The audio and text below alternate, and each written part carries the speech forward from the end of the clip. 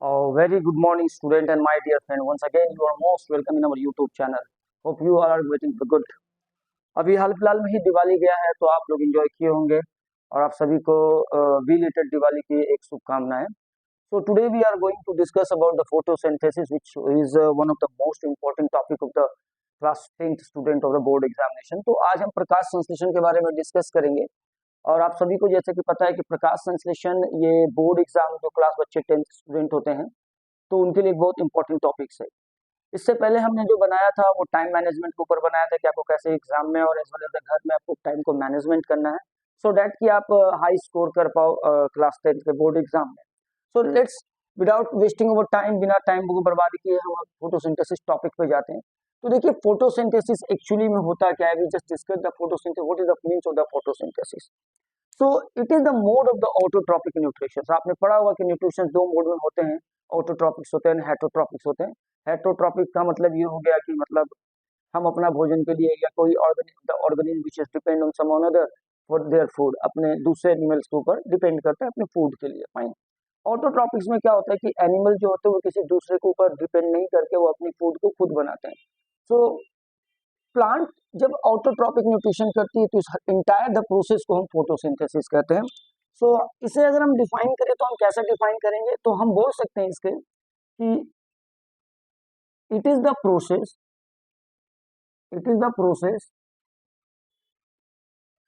Of making carbohydrate. It is the process of making carbohydrate by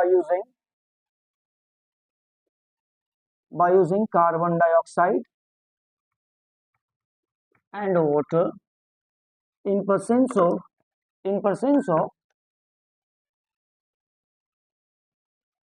in presence of sunlight and chlorophyll. Okay. तो photosynthesis क्या हुई, तो आपके मुताबिक photosynthesis क्या हुई, तो फोटोसिंथेसिस एक प्रोसेस है जो कार्बोहाइड्रेट बनाती है.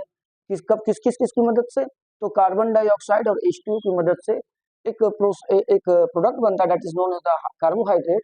कब, जब क्लोरोफिल और सनलाइट हो, यानी क्लोरोफिल और सनलाइट की मौजूदगी में वाटर और कार्बन डाइऑक्साइड की यूज करके जो प्रोडक्ट बनता है that is carbohydrate. And the entire process is known as the photosynthesis. तो समझ में आ गया कि फोटोसिंथेसिस क्या है. तो सर ये एक प्रोसेस है जिसमें पौधे जो होते हैं कार्बन डाइऑक्साइड का निर्माण कार्बोहाइड्रेट का निर्माण करते हैं by using carbon dioxide and water in presence of sunlight as well as the chlorophyll. So the terms called chlorophyll. अभी हम बात करेंगे इस क्लोरोफिल टर्म्स के ऊपर कि सर ये क्लोरोफिल टर्म्स क्या है. तो बच्चों ये क्लोरोफिल जो होते हैं, जितने भी ग्रीन प्लांट्स होते हैं ना, जितने भी ग्रीन आपने प्लांट्स देखा होगा, उनके अंदर एक ग्रीन कलर की पिगमेंट्स होती है. ग्रीन कलर की पिगमेंट होती है, ग्रीन पिगमेंट. और इसी पिगमेंट को हम लोग बोलते हैं क्लोरोफिल. ये क्लोरोफिल एक्चुअली आपने देखा होगा स्टोमाटा. चलिए अगर नहीं देखा होगा तो मैं नेक्स्ट में भी बताऊंगा कि स्टोमाटा क्या है. क्लोरोफिल जो होता है वो एक्चुअली स्टोमाटा के अंदर होता है और इनका काम होता है सनलाइट को एब्जॉर्ब करना. जो एटमॉस्फेरिक सनलाइट जो आती है उसको एब्जॉर्ब करना होता है. तो ग्रीन कलर की जो पिगमेंट होती है उसे हम लोग बोलते हैं क्लोरोफिल. ओके. नेक्स्ट अभी हम देखेंगे कि सर ये प्रोसेस होता कैसे, इस प्रोसेस के अंदर क्या क्या घटनाएं होती है. मेनली फोटोसिंथेसिस के अंदर तीन मुख्य घटनाएं होती है, मतलब इंपॉर्टेंट तीन इवेंट होते हैं जिसके बारे में बार बार क्वेश्चन पूछा भी गया और बहुत बार रिपीटेड भी हुआ है. सो अभी 2 साल से कंटिन्यू ये क्वेश्चंस नहीं आ रहे, तो मुझे ऐसा उम्मीद है कि इस बार शायद ये क्वेश्चन इंपॉर्टेंट है. So let discuss about the entire process in equation. अब इक्वेशन बनाकर हम इंटायर प्रोसेस को समझने की कोशिश करेंगे. ठीक है, चलिए. तो प्रोसेस क्या है, इक्वेशन क्या है, इक्वेशन के बारे में डिस्कस करेंगे. Today we are discussing about the equations of the photosynthesis. Let's see the equation of the photosynthesis. Equation कुछ ये होता है फोटोसिंथेसिस का. 6 molecule of carbon dioxide, 12 molecule of water in presence of sunlight and chlorophyll produce one single molecule of glucose, 6 molecule of oxygen and 6 molecule of H2O. ये आप देख सकते हैं, ये बोर्ड पे जो लिखा हुआ है ये फोटोसिंथेसिस की कंप्लीट इक्वेशन है, जिसमें मैंने लिखा है 6 molecule of carbon dioxide, 12 molecule of waters in presence of sunlight and chlorophyll. ऐसे सिचुएशन जब आती है तो बनता क्या, 1 मॉलिक्यूल ऑफ द ग्लूकोज। आप ग्लूकोज जिसे देख रहे हैं इसे हम ग्लूकोज बोलते हैं। You can also say the carbohydrate, ये ग्लूकोज है। 6 molecule of O2 and 6 molecule of H2O formation.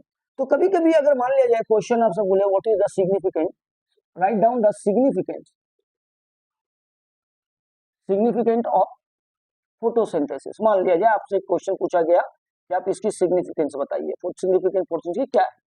तो बेटा ये जो आप देख रहे हो ना इक्वेशन, जो इक्वेशन आपको दिखाई दे रहा है, इसी इक्वेशन को आप लैंग्वेज में लिख देंगे। जैसे the above mentioned equation is of photosynthesis, जो ऊपर मेंशन जो किया गया इक्वेशन है वो फोटोसिंथेसिस का, in which 6 molecule of carbon dioxide when combined with the 12 molecule of water in presence of sunlight and chlorophyll produce 1 molecule of the glucose, 6 molecule of the oxygen and 6 molecule of the water. So हम जब भी मतलब equation आ जाए और उसकी significant पूछे तो जो आप इक्वेशन आपने लिखा है उसी को आप वर्ड में कन्वे कर दे, वर्ड में आप लिख दे तो समझ लीजिए वो आपका आंसर हो गया सिग्निफिकेंट ऑफ द फोटोसिंथेसिस। ठीक है। सेकेंड वन, इसका एक बहुत इंपॉर्टेंट क्वेश्चन जो बनता है वो क्वेश्चन ये है,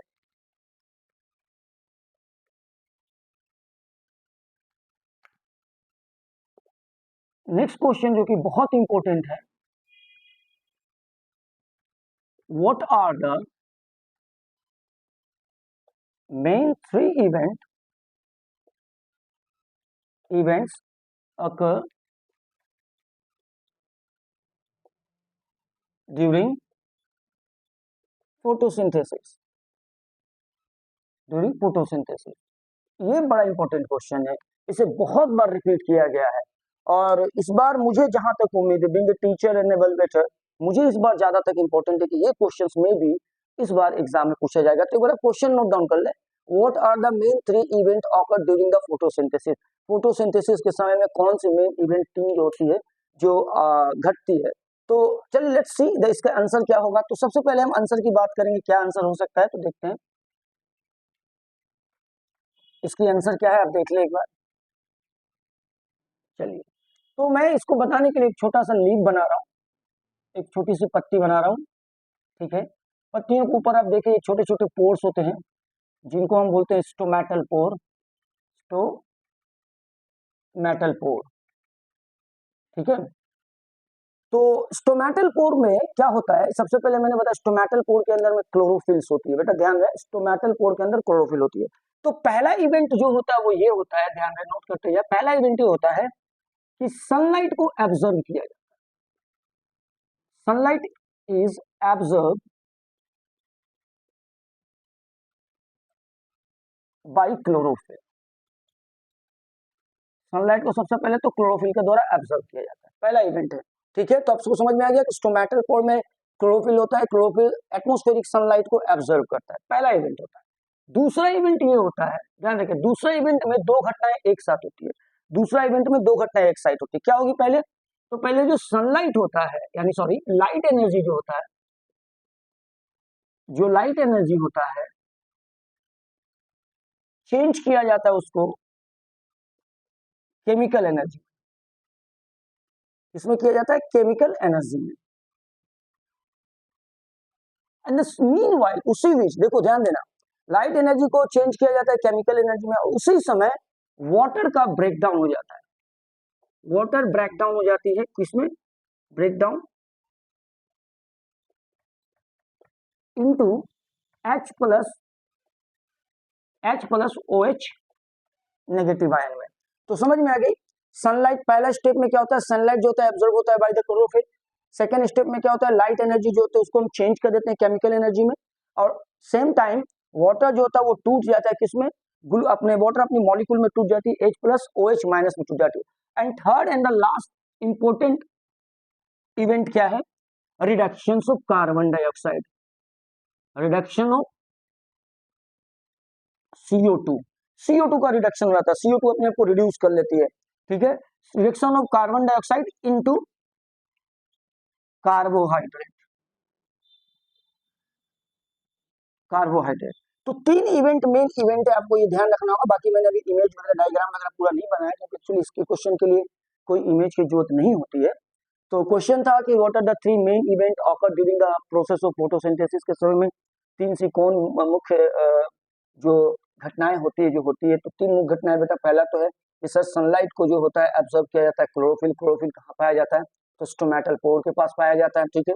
उसके बाद सेकेंड स्टेप में क्या होता है कि लाइट एनर्जी जो है वो चेंज हो जाती है केमिकल एनर्जी में। एट द सेम टाइम क्या होता है कि वाटर जो होता है वो ब्रेक डाउन हो जाता है अपने मॉलिक्यूल्स में, H+ और H- में। और थर्ड बट वही important event reduction of carbon dioxide, carbon dioxide का रिडक्शन हो जाता है इनटू कार्बोहाइड्रेट में। तो मेरे ख्याल से ये क्वेश्चन इस बार के लिए बहुत इंपॉर्टेंट है, आप नोट डाउन करेंगे और इसे पढ़ के जाएंगे। और अगर एग्जाम में ये आया तो आप इसे छोड़ने की कोशिश तो करें ही नहीं, वैसे भी ना छोड़े, खुद से भी पढ़ ले। तो ये आज का मेरा छोटा सा टॉपिक था, फोटोसिंथेसिस का equation, significant of the photosynthesis as well as the 3 event occur during the process of the photosynthesis. Hope आपको इससे कुछ ना कुछ तो सीखने को मिला होगा। तो ऐसे ही कुछ और भी जानकारियां लेने के लिए मेरे यूट्यूब चैनल से आप बने रहे, और बने रहने के लिए आपको मेरे यूट्यूब चैनल को subscribe, like, comment as well as जितना ज्यादा हो सके आपको शेयर करना होगा। Best of luck for all student, thank you so much.